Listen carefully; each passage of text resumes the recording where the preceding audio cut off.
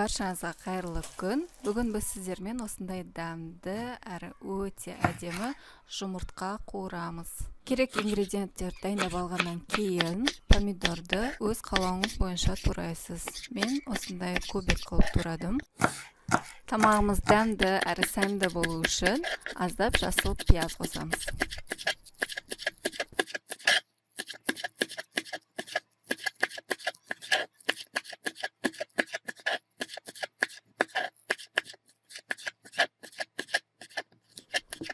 Бұл тамақты мен 2 адамға дайындағандықтан оған 5 жұмыртқа қостым.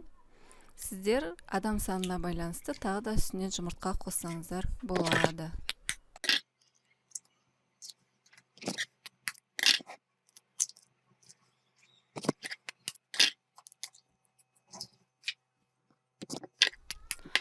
Татымына қарай тұз қосып, барлығын жақсылап араластырамыз.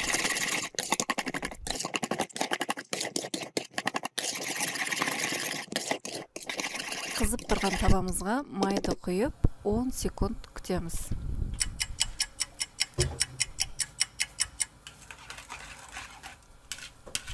Жұмыртқаны құйып дайын болғанша араластырамыз.